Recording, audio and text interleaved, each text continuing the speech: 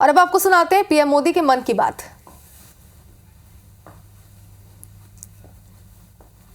Inputs और comments मिले हैं और हमेशा की तरह इस बार भी ये चुनौती है कि एपिसोड में किन किन विषयों को शामिल किया जाए।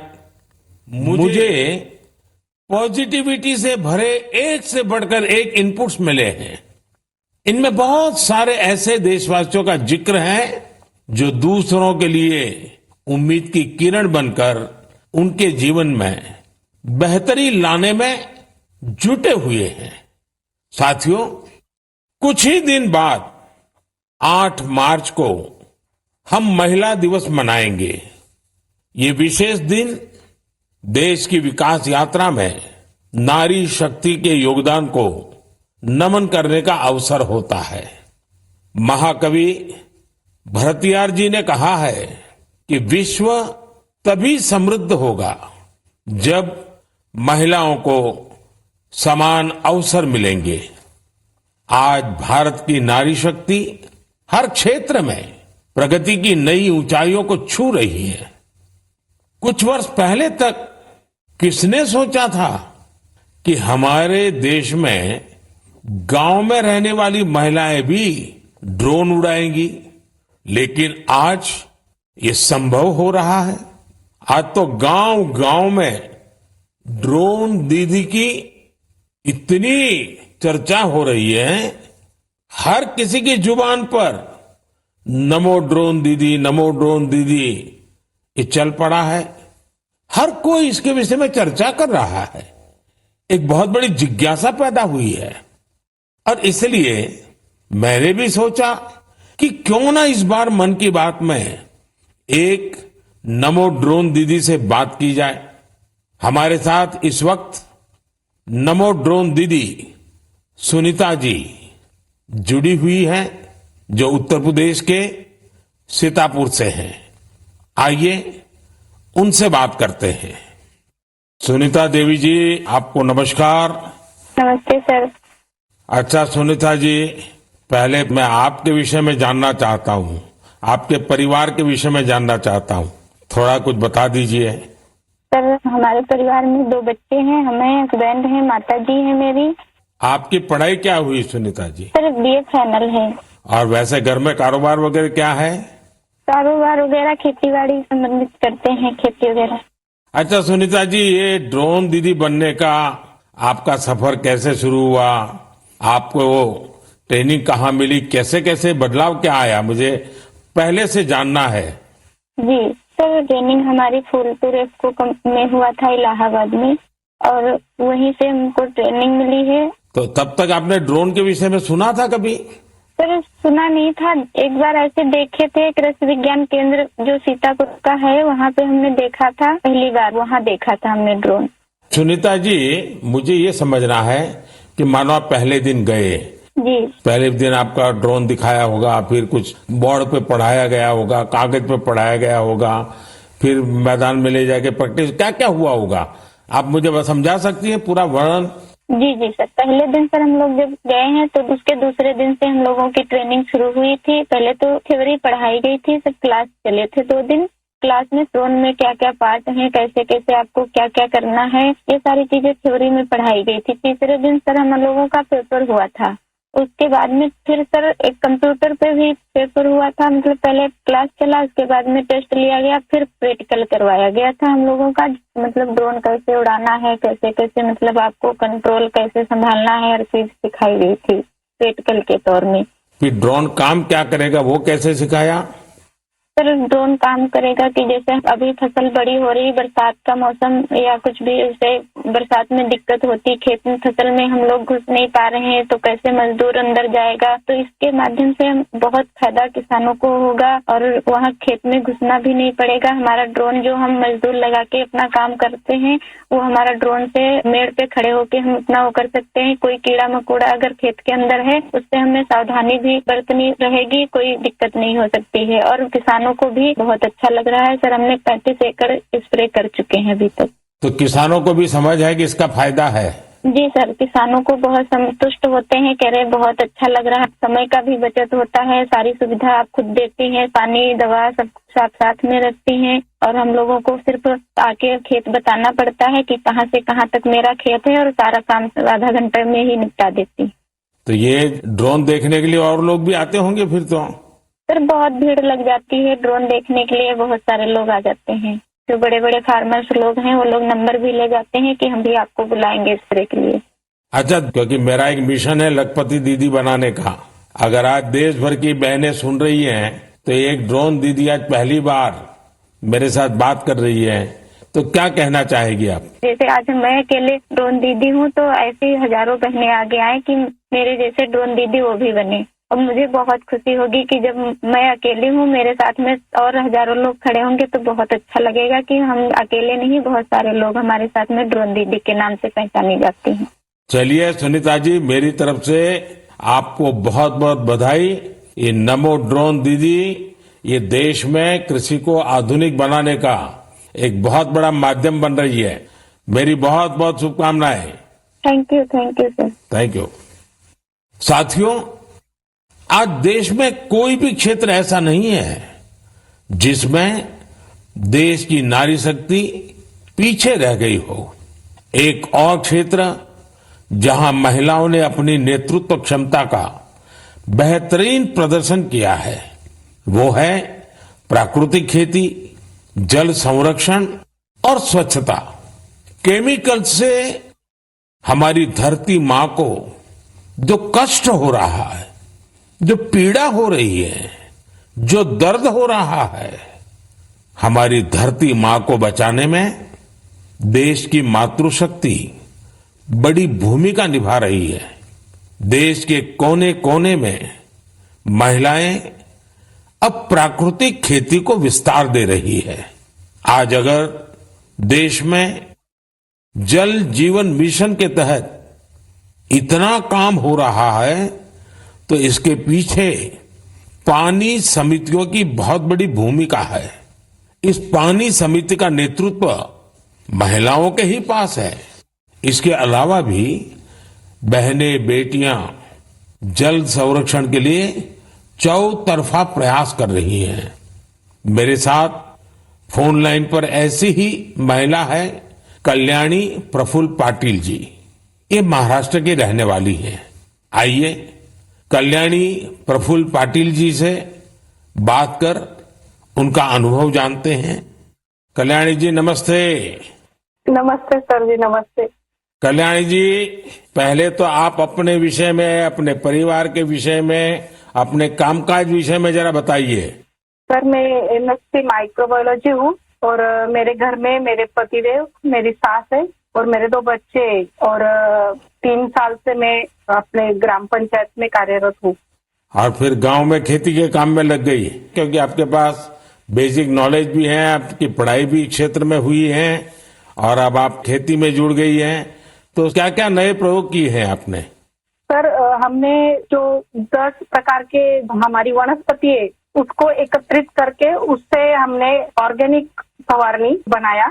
जैसे कि जो हम पेस्टिसाइड वगैरह स्प्रे करते तो उससे पेस्ट वगैरह जो हमारी मित्र कीट रहती है वो नष्ट हो रहे हैं और हमारी सॉइल का पोल्यूशन होता है, जो सब केमिकल चीजें वो पानी में घुल मिल रही है, उसकी वजह से हमारे बॉडी पर भी हानिकारक परिणाम दिख रहे हैं। उस हिसाब से हमने कम से कम पेस्टिसाइड का यूज करके, तो एक प्रकार से आप पूरी तरह प्राकृतिक खेती की तरफ जा रही हैं। हाँ, जो अपनी पारंपरिक खेती है सर वैसे हमने की पिछले साल। क्या अनुभव आया प्राकृतिक खेती में? सर जो हमारी महिला है उनको जो खर्च है वो कम लगा और जो प्रोडक्ट है सर तो वो समाधान था कि हमने विदाउट पेस्ट वो क्या है, क्योंकि अब कैंसर के प्रमाण जो बढ़ रहे हैं तो जैसे शहरी भागों में तो है लेकिन गांव में भी हमारे उसका प्रमाण बढ़ रहा है। तो उस हिसाब से अगर आप अपने आगे के परिवार को अपने सुरक्षित करना है तो ये मार्ग का अवलंबन जरूरी है। इस हिसाब से वो महिलाएं भी सक्रिय सहभाग इसके अंदर दिखा रही है। अच्छा कल्याणी जी, आपने कुछ जल संरक्षण में भी काम किया है, उसमें क्या किया है आपने? सर रेन वाटर हार्वेस्टिंग जो हमारे शासकीय जितने भी इमारतें जैसे कि प्राथमिक शाला हुई, आंगनवाड़ियाँ हुए, हमारी ग्राम पंचायत की जो बिल्डिंग है, वहाँ के जो पानी है बारिश का, वो सब इकट्ठा करके हमने एक जगह पे कलेक्ट किया हुआ है। और जो रिचार्ज शाफ्ट है सर, कि बारिश का पानी जो गिरता है वो जमीन के अंदर पर्कोलेट होना चाहिए, तो उस हिसाब से हमने 20 रिचार्ज शाफ्ट हमारे गांव के अंदर किए हुए हैं और 50 रिचार्ज शाफ्ट का सैंक्शन हो गया है। अब जल्दी ही उसका भी काम चालू होने वाला है। चलिए कल्याणी जी, आपल्याशी बोलून खूप आनंद झाला. तुम्हाला खूप खूप शुभेच्छा. सर धन्यवाद, सर धन्यवाद. मलाही तुमच्याशी बोलून खूप खूप आनंद झाला. म्हणजे माझ्या आयुष्याचं संपूर्ण सार्थकी लागलं माझं जीवन, असं मी समजते. बस सेवा करा. चलिए, आपका नाम ही कल्याणी है तो आपको तो कल्याण करना ही करना है. धन्यवाद जी, नमस्कार. धन्यवाद सर, धन्यवाद. साथियों, चाहे सुनीता जी हो या कल्याणी जी, अलग अलग क्षेत्रों में नारी शक्ति की सफलता बहुत प्रेरक है. मैं एक बार फिर हमारी नारी शक्ति की स्पिरिट की हृदय से सराहना करता हूं. मेरे प्यारे देशवासियों, आज हम सबके जीवन में टेक्नोलॉजी का महत्व बहुत बढ़ गया है. मोबाइल फोन, डिजिटल गैजेट्स हम सबकी जिंदगी का अहम हिस्सा बन गए हैं. लेकिन क्या आप कल्पना कर सकते हैं कि डिजिटल गैजेट्स की मदद से अब वन्य जीवों के साथ तालमेल बिठाने में भी मदद मिल रही है. कुछ दिन बाद 3 मार्च को विश्व वन्य जीव दिवस है. इस दिन को वन्य जीवों के संरक्षण के प्रति जागरूकता फैलाने के उद्देश्य से मनाया जाता है. इस वर्ष वर्ल्ड वाइल्ड लाइफ डे की थीम में डिजिटल इनोवेशन को सर्वोपरि रखा गया है. आपको ये जानकर खुशी होगी कि हमारे देश के अलग अलग हिस्सों में वन्य जीवों के संरक्षण के लिए टेक्नोलॉजी का खूब उपयोग हो रहा है. पिछले कुछ वर्षों में सरकार के प्रयासों से देश में बाघों की संख्या बढ़ी है. महाराष्ट्र के चंद्रपुर के टाइगर रिजर्व में बाघों की संख्या 250 से ज्यादा हो गई है. चंद्रपुर जिले में इंसान और बाघों के संघर्ष को कम करने के लिए आर्टिफिशियल इंटेलिजेंस की मदद ली जा रही है. यहां गांव और जंगल की सीमा पर कैमरे लगाए गए हैं. जब भी कोई बाघ गांव के करीब आता है तब एआई की मदद से स्थानीय लोगों को मोबाइल पर अलर्ट मिल जाता है. आज इस टाइगर रिजर्व के आसपास के 13 गांवों में इस व्यवस्था से लोगों को बहुत सुविधा हो गई है और बाघों को भी सुरक्षा मिली है. साथियों, आज युवा एंटरप्रेन्योर्स भी वन्य जीव संरक्षण और इको टूरिज्म के लिए नए नए इनोवेशन सामने ला रहे हैं.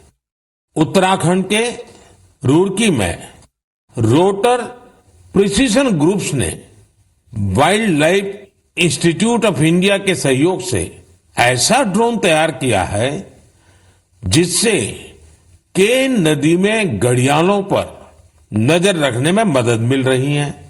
इसी तरह बेंगलुरु की एक कंपनी ने बघीरा और गरुड़ नाम का ऐप तैयार किया है.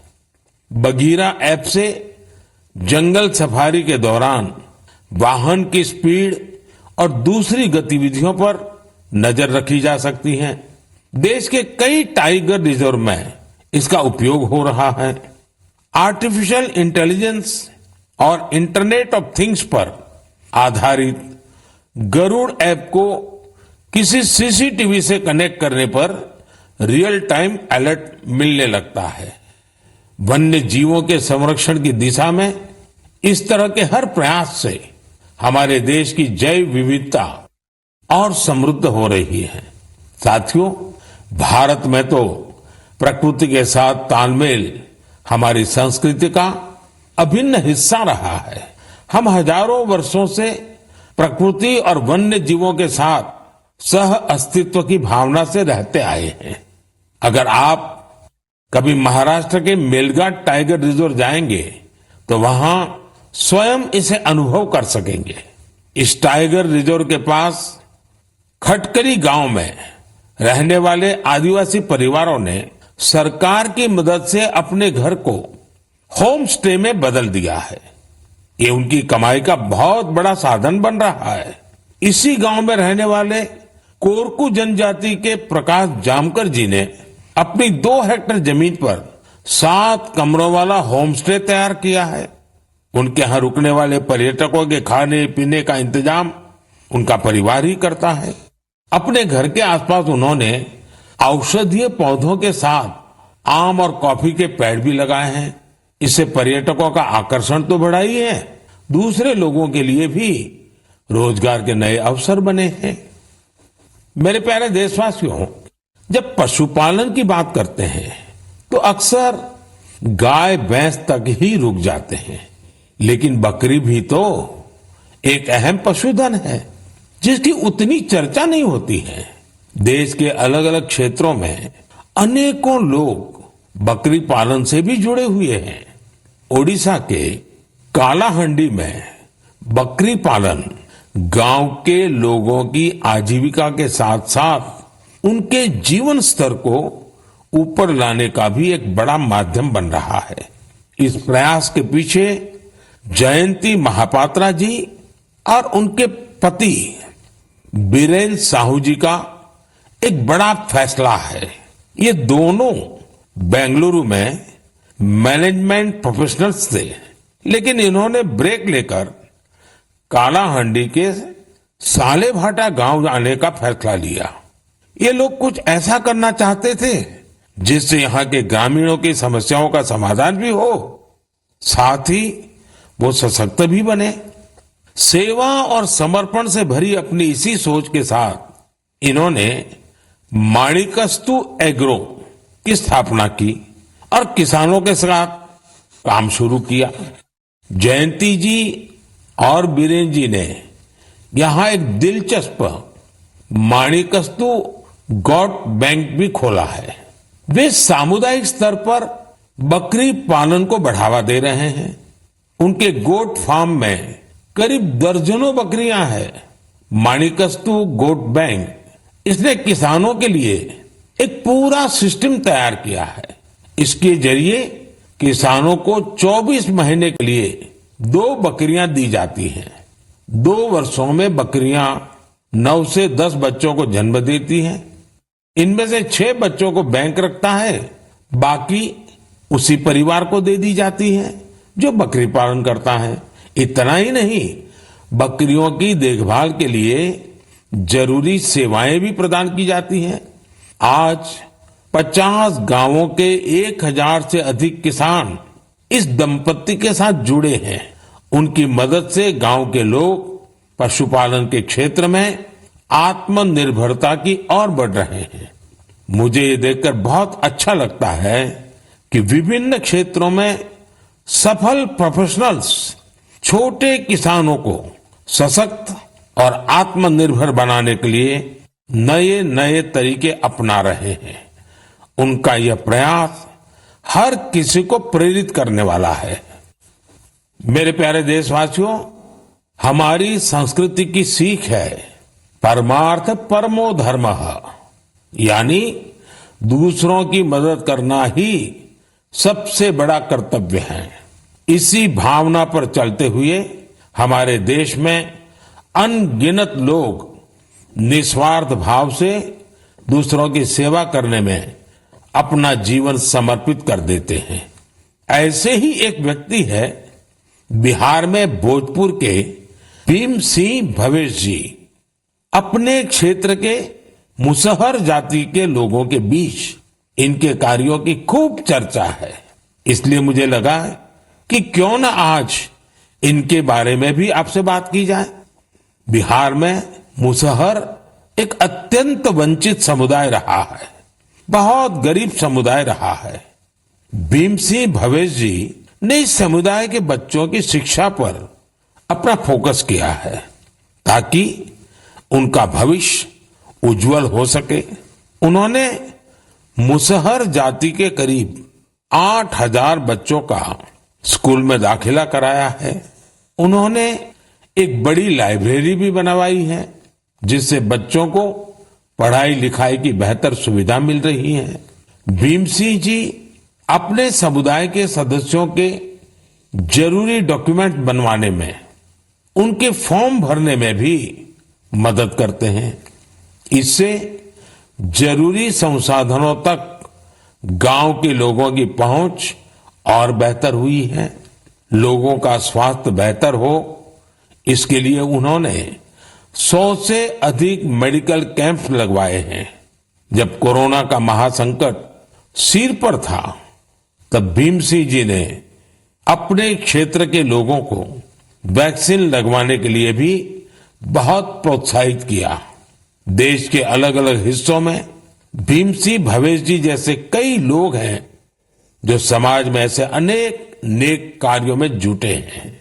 एक जिम्मेदार नागरिक के तौर पर हम इसी प्रकार अपने कर्तव्यों का पालन करेंगे तो एक सशक्त राष्ट्र के निर्माण में बहुत ही मददगार साबित होगा। मेरे प्यारे देशवासियों, भारत की सुंदरता, यहाँ की विविधता और हमारी संस्कृति के अलग अलग रंगों में भी समाहित है। मुझे देखकर अच्छा लगता है कि कितने ही लोग निस्वार्थ भाव से भारतीय संस्कृति के संरक्षण और इसे सजाने संवारने के प्रयासों में जुटे हैं। आपको ऐसे लोग भारत के हर हिस्से में मिल जाएंगे। इनमें से बड़ी संख्या उनकी भी है जो भाषा के क्षेत्र में काम कर रहे हैं।